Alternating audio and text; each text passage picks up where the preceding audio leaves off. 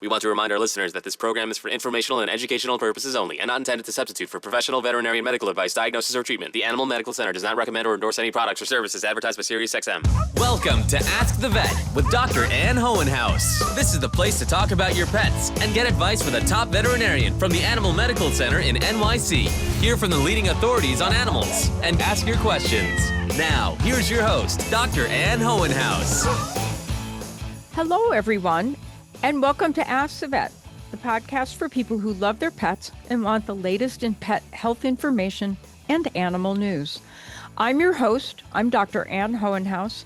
I'm a senior veterinarian and director of pet health information here at the Schwarzman Animal Medical Center in New York City. I have an extra special guest today. It's Victoria Schade. She's a professional dog trainer with decades of experience helping dogs and their families build strong, healthy relationships. But what's maybe more interesting than that is that for the past 20 years, she's also served as the lead puppy trainer and puppy wrangler on Animal Planet's Puppy Bowl, working behind the scenes to make sure the puppies are safe, comfortable, and having a positive experience in a very unusual setting. Victoria is also an accomplished author, and her 9th book, Faded Skates, will be released this month. So I'm really looking forward to our conversation with her.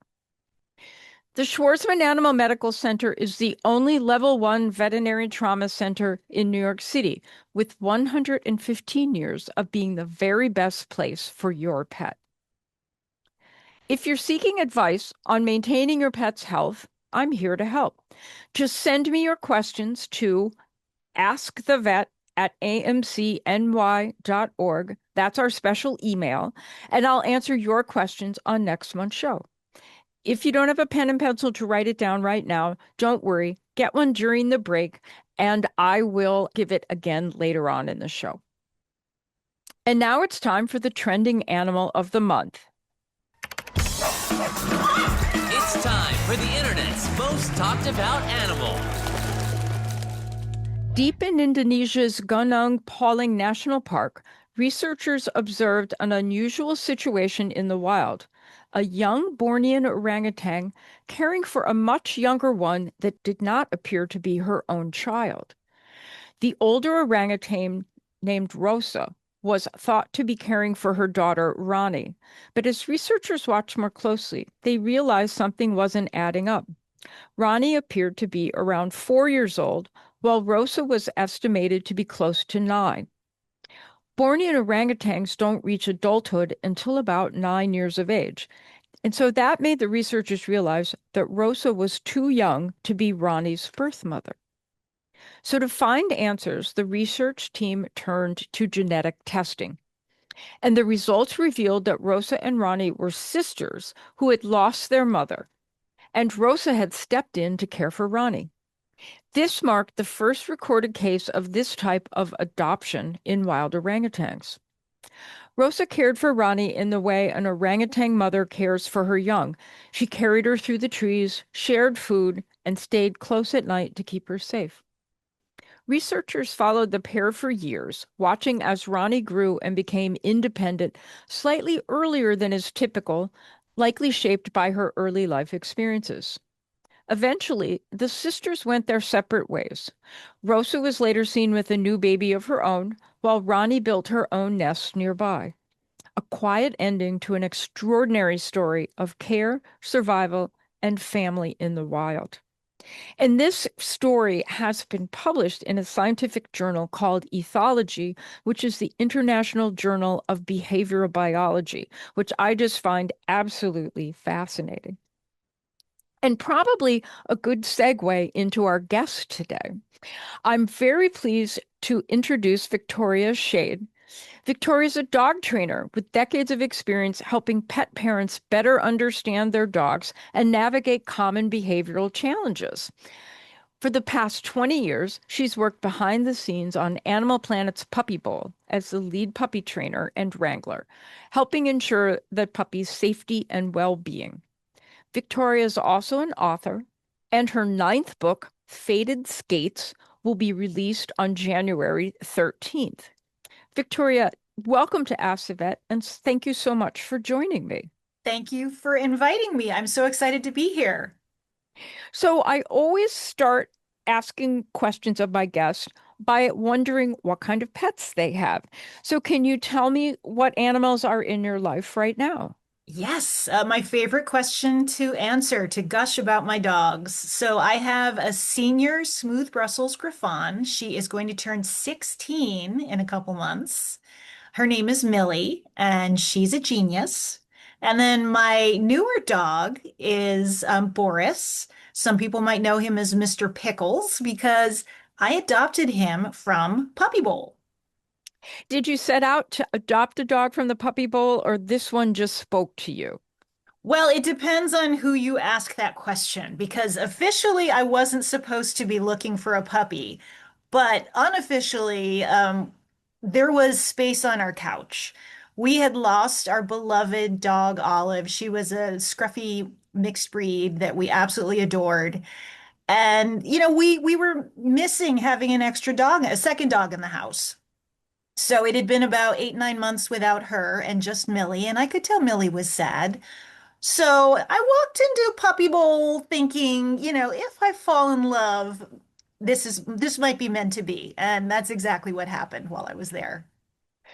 That's such a happy story. What kind of dog is Boris? So Boris is a chug. He is a pug chihuahua mix. And I cannot say enough good things about this dog. I am so in love with him. I can't wait to tell my son that because when he was little, um, he used to love to go through Central Park and make up names for breeds of dogs as only little boys could do. And so Oh, he would like a dog named or a breed a chug. He would think that was very good. it Um, sounds like there's an old movie called Chud that no one's ever heard of, and it it sounds like that.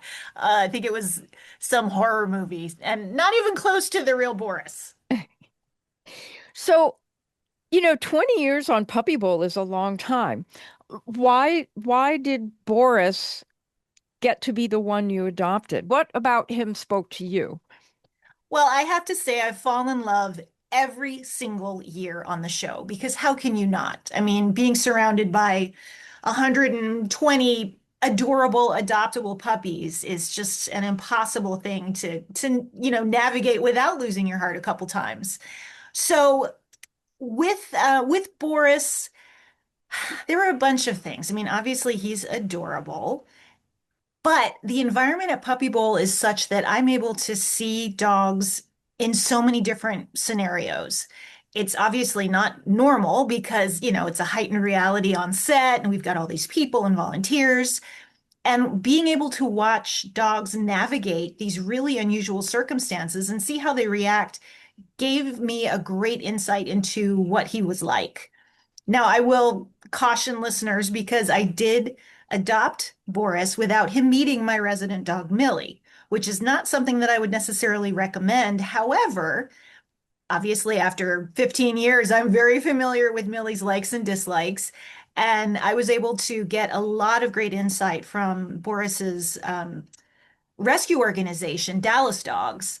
And they told me he lived with a senior dog and they gave me great insight into what he was like. And then couple that with the fact that I got to see him being really elastic and outgoing and comfortable in a variety of settings at Puppy Bowl. And I said, I think this could work. I think this is meant to be.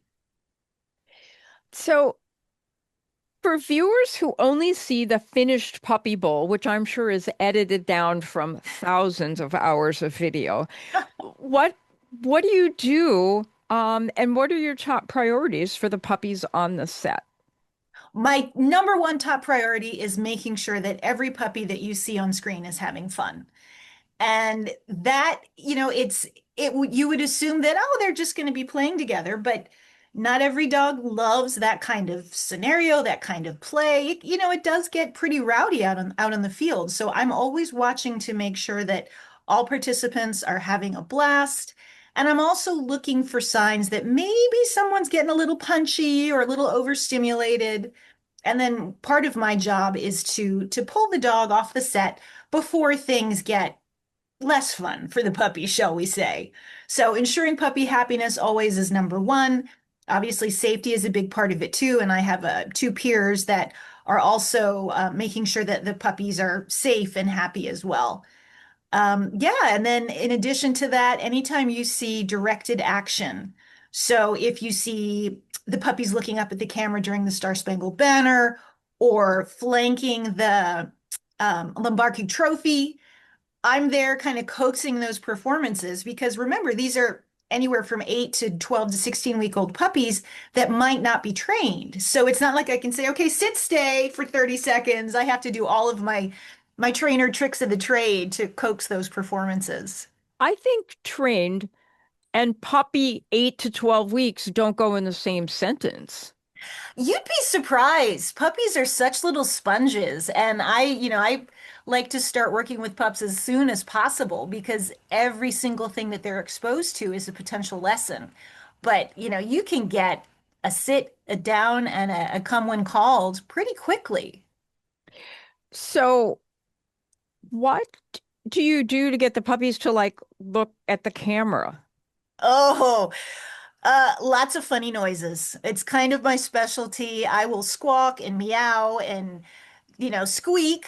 And that's how we get those cute little head tilts. And then just also like my physicality, how I hold my body. It's if you look at some pictures, there's usually behind the scenes photos, and especially on my social media, I do lots of behind the scenes stuff. But you'll see me kind of standing in a certain way or contorting my arms, and it's just a way of changing the space around the dogs. It sounds kind of woo-woo, but it really does work. So, how do you help create some of these great on-camera moments to keep the appearance like it looks natural, but then also to have it be a positive thing for the puppies? I always let the puppies lead, especially in this kind of scenario, since we're not trained. I keep it fun. Lots of treats. You should see the box of treats that gets delivered for my work. A variety, everything from my favorite freeze-dried chicken to all sorts of puppy treats. So just, making sure that it's fun, watching the body language the dogs are giving me to make sure that they're comfortable, rewarding good behavior, and giving breaks if they need it. So, how does a puppy get on the puppy bowl? Do they interview? Do they apply? Is it like getting your kid into kindergarten in New York City? I think it could be, yeah. And it depends on if we're talking like the TV version of how you get on or the real version. So the TV version is, and you'll see it this year on the show, they go through a combine, just like the pros, and a scout comes and selects team members. And I'm actually a part of the pregame combine. This is my second year doing it. So that'll air before the Puppy Bowl. And then the reality is there is a network of rescues and shelters throughout the country that have a long-standing relationship with the show because it has been going on for so long. So we reach out to all of our rescue partners and volunteers. And it's really about timing because if you think about it, we have a narrow window to film and we need pups of, the same number of pups, the same size, because we're not going to put a little 6-pounder with one of the bigger breeds. So there's a lot of moving pieces that come together, and it really is amazing to see it happen because it's a huge production. So, if I'm a puppy and I get selected for the puppy bowl, how do I get where I'm going to be filming? Where do you film and how do I get there as a puppy? Do I get to Well, fly? that's an important distinction, the where and the when, because a lot of viewers think that it's live, but the show is pre-taped. We tape in October, and we were in Manhattan for probably 18 years, 16 years. And then COVID hit, and we needed more space because, space Yeah. in New York City is not easy to come by, and we really needed to be able to spread out because of COVID restrictions. So we wound up in Glens Falls, New York, in an ice arena, which is just a beautiful fit for our needs. We have a great open space for the stage, plenty of room for the volunteers and the puppies. So it's been a nice shift from deep in the city to the outskirts of New York. But isn't it cold in the ice arena? It's not. Shockingly, they put a floor down. And okay, if you leave your bottle of water down on the ground, it will be pretty cold, but it's very comfortable for us and for the puppies. And you did ask, how do they physically get to the show? The volunteers, the amazing, wonderful, incredible, we love you volunteers throughout the country, take it upon themselves to get their puppies to the show. So some drive, some fly. It really depends where they're coming from. Ice arena. Now, I had another question on the ice arena question. Oh, I wasn't a question as much as I saw something that said, you know, Madison Square Garden, they have hockey and basketball that are happening at the same time, not on the same day. And I didn't know, but they put a floor down. So the basketball floor is sitting on top of the ice, which I don't usually I don't think it's that cold in Madison Square Garden when I go for the basketball game, but those guys are playing on ice like your puppies are. So yeah, and those guys might be fussier about what the conditions are than the puppies in my mind. The Uh grand tradition of diva yeah, athletes, right? exactly, exactly. So you've been a dog trainer for longer than you've been doing puppy bowl, right? Yes, it's I think 25 years now of training. So what's changed in how people approach dog training over your career? I think it's a happy change for the most part that we now have a much better understanding of how dogs learn and what works and what doesn't. And I think people are finally starting to recognize that the old school ways, the more force-based training is absolutely the wrong way to work with your best friend. So an embrace of science-backed methodologies, positive reinforcement, and I think a big shift is starting to acknowledge dogs as individuals rather than just, this is a lab and labs do this. No, every dog is different. And I think that's one of the greatest gifts we can give our pets is recognizing this individual that's sharing your life. We had that discussion this morning in the clinic, talking to a pet owner about whether or not that pet should get treated for the cancer that it has, and and circled around to the fact that some cats would be totally fine to come to see us frequently for treatment, and other cats would not. And the owners had to figure out whether frequent veterinary visits was what was going to be good for that particular cat. So I think we recognize that in a medical setting, and I don't think it's any different in a dog training setting. Cat Yeah. training, there may be no training for cats. I'm not sure about that. I work with the kittens on set, so you'd be surprised. I think that if you have a food motivated kitten that I've clicker trained a few, I can get Mhm. them to come and sit somewhere for a clicker and a churu. But it's not the same as training dogs. I don't think. They still are moderately independent. Yeah, definitely agree. So, sticking with the how to train your dog question, when someone gets a new puppy, what should families focus on from the very beginning? And what mistakes could they avoid if they talk to you first? Huh. I love this question. I think that the two best things that pet parents can do with their new puppy is focus on dog safe socialization. And this is where I mean, we're obviously looking at vaccination schedules, keeping that in mind, but also recognizing that the socialization window is brief and the associated risks with socializing a puppy are small if you do it the right way. So getting out there and helping to build an elastic, confident puppy is probably the most important thing you can do. And then number two is recognizing that every interaction is a learning experience. And my number one example for that is when little tiny baby puppies jump up on you and you reach down and you pet them, you're establishing a habit. You're letting that puppy know that jumping up on you is a really great way to get your attention.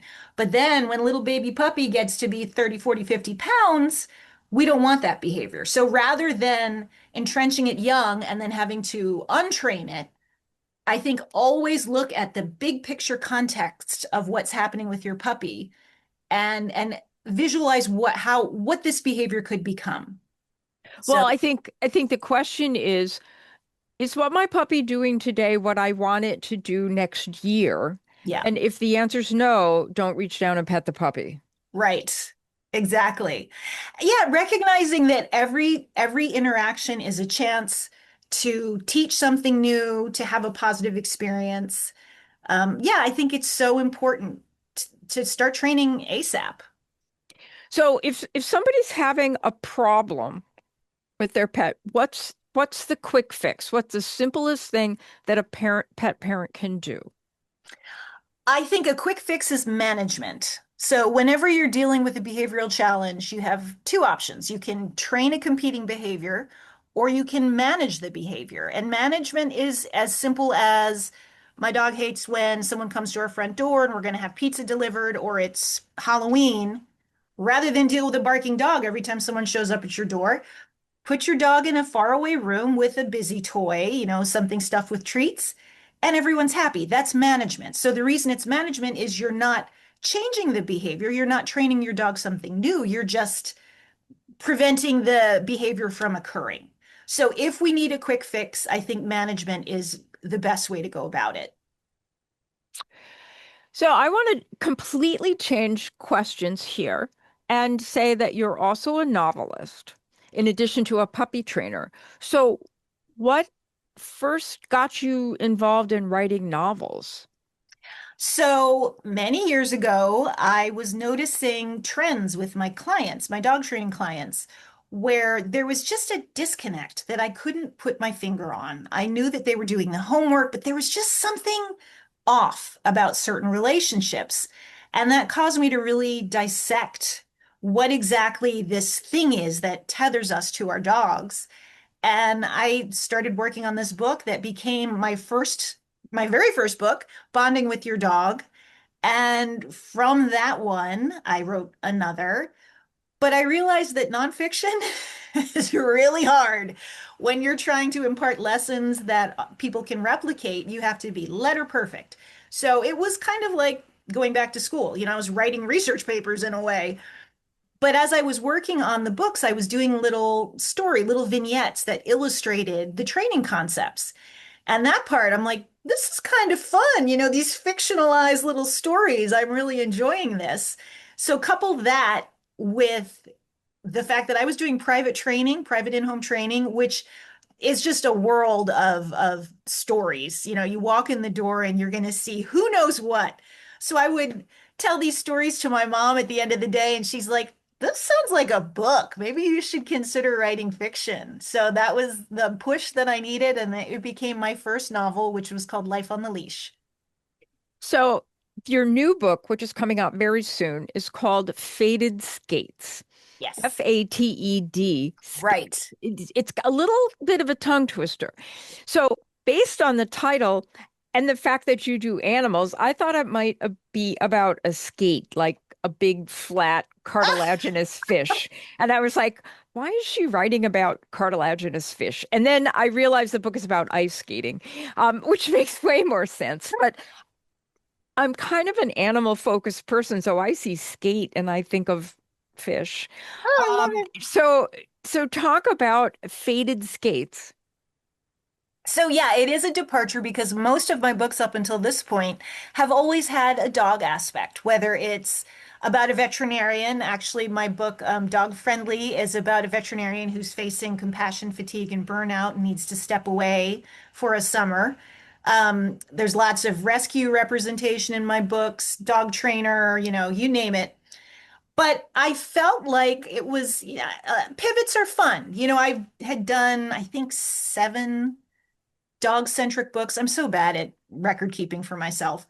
And I had started playing pickleball.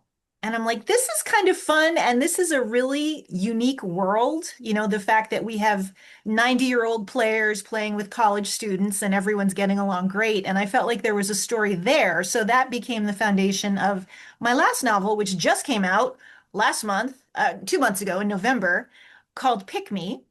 And I was like, well, I'm doing this sports thing. Let's keep it going because we've got the Winter Olympics coming up. And that was Faded Skates. And just a note about the title, there are tropes in the romance community like, love at first sight, that sort of thing, love triangle. And one of them is fated mates. And it's going to sound silly, but it's in like the werewolf world where you're fated to be together. So I just did a play on that where it's instead of fated mates, it's fated skates. So it's kind of a deep cut in the romance world, but I do like the fish angle. I thought about fish right away.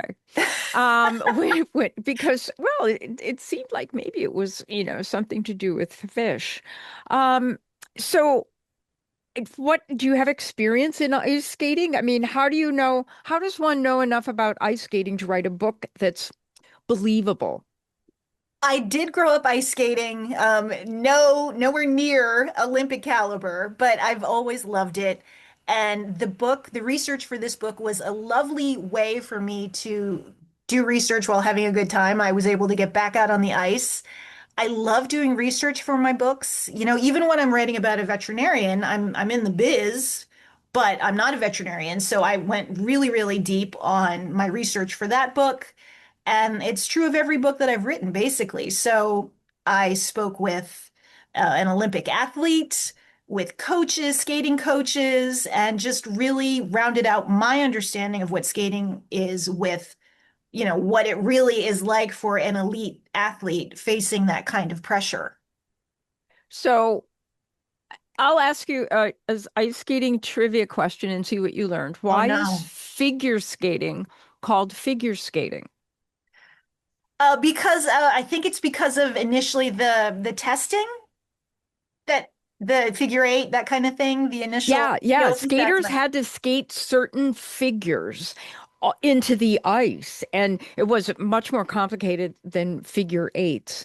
And they used to only play it on the Olympics like really early in the morning or really late at night. It was never like the 8 p.m. thing because Right. it was kind of like watching paint dry, and people going around tracing these things. But you got points for figure skating, and then I don't remember, but probably when I was a teenager, it went away because no one was interested in looking at people skate in figures.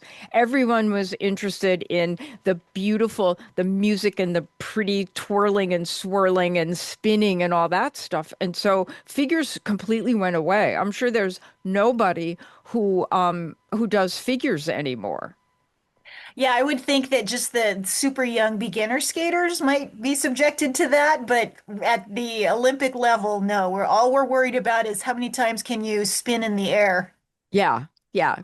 But you might be right. The young skaters to learn about control and position on the ice, the figures might force them, learning figures might force them to understand how they and the ice interact. There's definitely a process. I came to my skating lessons last year a little bit cocky because, I've been skating since I was little, and I hadn't done it in a while. But I was like, oh, I'll ace this. Oh no, it was so humbling to realize that my instructor was like, okay, yeah, I see you skating backwards, but get over here and do this circle, crossovers on this circle. And I had the hardest time. So it really was very, very eye-opening about the technical aspects of being a good skater. So are you going to have the floor ripped up after the puppy bowl's over and do a few twirls out on the ice? That is such a good idea. And I'll make that request for next year. I'll say, let me do some Salchows and Bielmans for you. Can you do either one of those? Hell no. Yeah, exactly. I mean, I think only like there's probably three people in the world that can do a Bielman. You have to pull that foot way up over your head. And then I would think that hanging on to that blade would be uncomfortable at least and painful probably. Same thing. Yeah. I mean, the entire sport, if you really take a step back, they're putting their entire body weight, revolving in the air and putting their entire force of their body weight on one thin blade. It's Yeah. just incredible. There's so much science and physics that goes into making sure that, the spins are safe and obviously pretty. Well, and if you watch the pair skaters, the the lady skater will put her blades on the thigh of the man skater while he's holding her up and they're spinning around. And I'm like, do you have like gouges in your legs when you take off those tights that you're wearing? I mean, it's incredible that way. Yeah, they definitely have to piece themselves back together from what I learned. Really? Are there Oh a lot yeah. of blade injuries? Not blade injuries necessarily, but just the wear and tear on the body because they start so young, ankles, Oh, they're knees. little when they start. Yeah. If you watch the Olympics, they'll always have, the kid at age 4 spinning around the Glens Falls ice rink, with a home video by mom kind of thing. So yeah, they start really, really, really young, it's skating in the junior competition and stuff.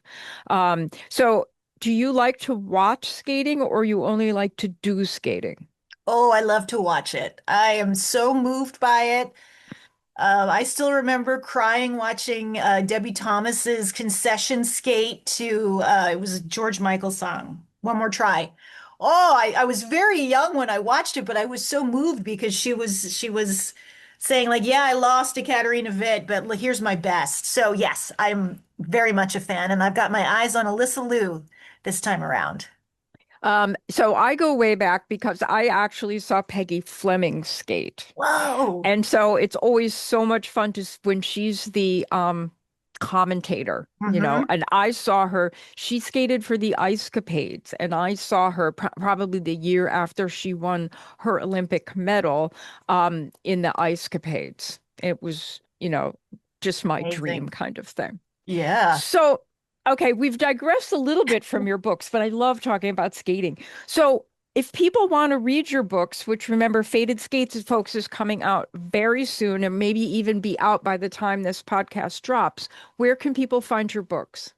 Wherever books are sold, but I'm a huge supporter of independent bookstores. So I always recommend that if you have a bookstore in your town and it's not on the shelf, you can special order it. You can request it, which is, great for you and also great for the author and also the bookstore because they get a better understanding of what, people out there are reading. So I always say first try your local bookstore and then try the big guys. And the library. I'm a huge library fan as well. And I think the library would get it for you if they Yes. didn't have it too. Yep. So, well, Victoria, thank you so much for joining me today and talking about skating and puppies. And we are looking forward to the release of Faded Skates on January 13th, which means the book is going to be available about the time my listeners hear this podcast. And then for everyone out there, don't forget the Puppy Bowl on Animal Planet, which will be on Super Bowl Sunday. Mark your calendars, February 8th. Although, how can anyone not know when the Super Bowl is? Thanks so much again, Victoria. Was a pleasure. Thank you. I know keeping your pet healthy is very important to you. And with that said, I hope you'll reach out to me if you have a question about your pet's health. And I'll give everyone the answer to your question on next month's Ask the Vet podcast. All you have to do is email me at askthevet@amcny.org. And we'll have a short break coming up, but stay tuned because there are lots of interesting animal news stories when we return. We're back with Dr. Ann Hohenhaus on Ask the Vet. Welcome back, everyone, to Ask the Vet. It's time for the animal news. It's time for Animal Headlines, the biggest animal news from across the world. A pair of owls from Miami, Florida, recently ended up on an unexpected journey after accidentally boarding a cruise ship headed for Spain. The owls went unnoticed before departure, but once the ship was at sea, crew members and passengers began spotting the owls in areas like the ship's park, the solarium, and the miniature golf course. They were identified as burrowing owls, a species listed as threatened in Florida, prompting a coordinated effort to keep the owls safe and eventually return them home. Crew members contacted wildlife experts and were instructed in how to care for the owls until the ship reached port. The task proved challenging as the pair repeatedly evaded capture attempts, and at one point, one owl even briefly escaped its enclosure. Despite all this, the crew successfully kept both owls contained and well fed for the remainder of the voyage. After docking, the owls were transferred to a wildlife rescue center in Murcia, Spain, where they were quarantined and monitored. The owls have remained there since the spring, but plans are now underway to return them to the United States, and their travel costs are being covered by the Fish and Wildlife Foundation of Florida. Once they complete medical evaluations, they're expected to be released back into the wild. So just a reminder here to my listeners, if you find wildlife in need of care, do exactly what the crew of this cruise ship did, which is contact experts. Contact your local authorities, and they can be easily identified on your state's website. Look for Department of Environmental Conservation, Department of Fish and Wildlife, or look for a wildlife rehabilitator near you. These are the folks with the expertise, skills, and equipment to take care of wildlife, which most of us don't have. So don't forget that resource if you find injured wildlife. Our second story comes to us from Japan. A beloved train station cat in Japan has died at the age of 15, and more than 500 people gathered to honor her at a funeral. Natama was a calico cat who served as the train station's feline mascot in western Japan. A funeral was held at the Kisha station, Natama's longtime home. Railway employees and longtime fans came to pay their respects, many of whom had come to know and love her through their daily commutes. During this ceremony, the railway company honored Natama with the title of Honorary Special Station Master. Visitors left flowers, photographs, and cans of cat food at the memorial. Railway officials commented that Natama brought comfort and joy to passengers and helped continue the legacy of her predecessor, Tama, the first station cat who helped revise the small rail line. Natama took on the role in 2015 after Tama's death, and I looked, and Tama was featured in an AMC blog in 2013.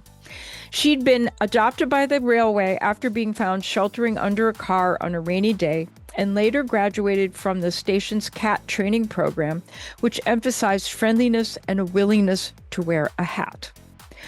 Railway staff say Natama helped to turn an ordinary train station into a place people looked forward to visiting. And our third story is a bit closer to home, and this story comes from Arizona State University. They're studying dog cognition, and they found in their new study that our own feelings influence how we think a dog is feeling. So in this study, the human participants looked at sets of photos designed to shift their moods, such as pleasant objects, upsetting images, or everyday things. They were then shown short videos of dogs and asked to judge how the dogs were feeling. When the photos had nothing to do with dogs, people's opinions about the dogs stayed the same. When the photos were of dogs, people's judgments changed. People who had just seen positive dog images were more likely to think the dogs in the videos looked sad. People who had just seen negative dog images were more likely to think the dogs looked happier. Researchers interpret this data to say that we are not very good at reading a dog's emotions clearly. Instead, our own emotional state, especially when dogs are already on our minds, can shape what we're seeing. And this is important because if we misread a dog's emotions, we may not be responding to them in a proper way. And so if you think your dog is looking sad, maybe ask yourself, am I thinking right, or am I just putting my own thoughts onto my dog? And now it's time for questions from our listeners. Our first question today is from Carolyn C. Carolyn asks, I have a 5-month-old kitten we adopted named Chase who has ongoing discharge from his right eye. Our veterinarian prescribed eye drops for a possible infection, but the discharge continues. We were later told his immune system may not be fully developed and he was given a supplement, but the issue hasn't resolved. I'm wondering why this might be happening and what else we should consider. So I think your veterinarian did the right thing by thinking this might be a chronic infection because cats get herpes viral infections and they sometimes flare up when the cat is stressed or sick. So thinking that this is a chronic viral situation is very reasonable. Another possibility is that you and cats have a duct that goes from your eye to your nose. And so that's why when we cry, our nose gets running because the tears are running down that duct and then coming out our nose. So cats have tear ducts too. And if the viral infection caused scarring or plugging of the tear duct, then the tears can't run down into the nose and therefore they bubble over the eye. And so the tears flow onto the face and looks like it's an eye problem, but it's really a tear duct problem. So if your veterinarian has not been able to resolve Chase's situation, one thing to think about is finding a veterinary ophthalmologist near you. And you would be able to find a veterinary ophthalmologist by going to the website of the American College of Veterinary Ophthalmologists. And then they have a Find an Ophthalmologist Near You button on their website. And then you put in your zip code and you'd be able to tell where the closest ophthalmologist is. An ophthalmologist can do additional testing, unplug a clogged tear duct, or help you to figure out why Chase's eye is always running. So good luck. There's nothing better, let me tell you, than a 5-month-old kitten in your house. Our next question comes from Steve B. Steve wants to know, my 2-year-old dog suddenly refuses to go outside when it's raining, even just to use the bathroom. Is there a way to help with this? Well, I mean, if it was I don't like to go out when it's raining either. So I'm not sure that this dog is acting any different than we would in this situation. So maybe this dog doesn't like wet feet or doesn't like getting rained on. So you could try boots and a raincoat for the dog. But I'll also tell you that it's amazing how long some young dogs can wait between walks when they don't want to go outside and get their feet wet. So if the rain is supposed to stop in a few hours, I wouldn't worry too much about this dog's reluctance to go outside, and I would just wait till the rain stops before taking it out. It would be really unusual for a dog to wait to go to the bathroom until their bladder exploded. That just is not something that's going to happen. I know that's what's underlying Steve's question is, will my dog's bladder spring a leak because he hasn't been outside? That's not going to happen. And ultimately, your dog is going to go. But their ability to hold it is incredible. So, Steve, don't worry too much, but you could try boots and a raincoat. And our last question today is from Beth K. Beth asks, my rabbit sheds a lot and sometimes seems to ingest his fur while grooming. How do we know when shedding becomes a problem? This is a really important question, Beth, because hairballs can be a serious issue in rabbits. So we all know that our cats puke up hairballs all the time, and they only puke them up right where you're going to step in them, and they're cold and squishy and just revolting. Rabbits can't vomit. Interesting fun fact, except that it's a serious issue because your rabbit can't vomit up a hairball like your cat can. So it's very, very, very important to not let the hair accumulate in your rabbit because it can make rabbits really sick. So lots of brushing for the bunny and lots of fiber, such as hay in their diet, will help to prevent the complications of rabbit hairball formation. And if your rabbit stops eating, rabbit needs a trip to the veterinarian to see if there has been a hairball that's formed that's causing a problem. Well, that's all our questions for today, and we're going to take a short break, and then we'll be back with information from AMC's Usedan Institute. We're back with Dr. Ann Hohenhaus on Ask the Vet. Welcome back to the third segment of Ask the Vet. And in this segment, we have important information from AMC's Usedan Institute for Animal Health Education. As winter weather settles in, AMC's Usdan Institute would like to share important reminders to keep pets safe and comfortable during the cold months. Cold temperatures bring added risk for dogs and cats. Always store antifreeze safely. And if you spill any antifreeze, adding some to your car, then be sure to clean those spills up immediately, because only a lick or two of antifreeze can damage your pet's kidneys permanently if they just take a quick lick of that garish green stuff off the garage floor. Ice and de-icing salts can irritate paws and skin. So after walks, wipe your pet's feet or consider booties or paw wax to protect their paw pads. Pets with thin coats may benefit from a jacket or a sweater when they go outside. And all pets should have a warm, draft-free place to rest and sleep. Remember that in cold weather, outdoor cats may seek warmth by crawling into a car engine that recently was turned off or be under your car's hood. So before starting your car, honk the horn or tap the hood to give any hiding animals a chance to escape before you turn the engine on. Overbathing pets during the winter can leave them with dry skin, and never leave a pet in a cold car. Be sure to use space heaters carefully, because if a pet were to tip them over, that could start a fire in your house or apartment.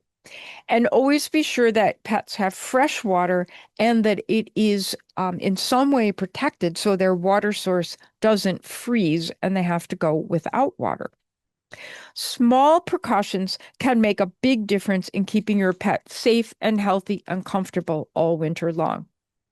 We have more pet health and safety tips at the Usdan Institute, and that can be found online at amcny.org/Usdan Institute. Both dogs and cats get thyroid disease. Cats become hyperthyroid from overactive thyroid glands, or dogs can become hypothyroid from an underactive gland. And since the thyroid helps regulate metabolism, problems with thyroid hormones can affect a pet's energy, weight, growth, and overall health.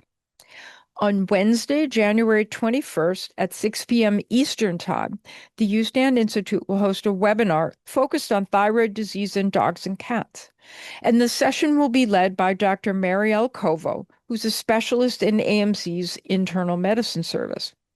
Dr. Kovo will discuss the signs to watch for, explain how thyroid conditions are diagnosed, and review current treatment options that can help pets feel their best and maintain a good quality of life. The event, as all Usdan events are, is free, but in order to get the Zoom link, you need to sign up at amcny.org/events. I'd like to thank Victoria Schade for joining me today. You can find out more about her at her website, which is www.victoriashade.com. Don't forget, if you want to know more about your pet's health or well-being, just email me at askthevet@amcny.org, and I'll answer your question on next month's Ask the Vet show. The Ask the Vet podcast can be accessed on the SiriusXM app, across all major platforms, and on AMC's website. All of this thanks to AMC's longstanding partnership with SiriusXM. Don't forget to follow us on social media. On Facebook, it's The Animal Medical Center. On X, formerly Twitter, and Instagram, it's at AMCNY. Please take a minute to give the Ask the Vet podcast a review, and be sure to like and subscribe so you get new episodes as soon as they are available. And I hope that everyone stays warm during this cold and dark month of January, and I'll look forward to seeing everyone next month for another episode of Ask the Vet. Thanks, everyone.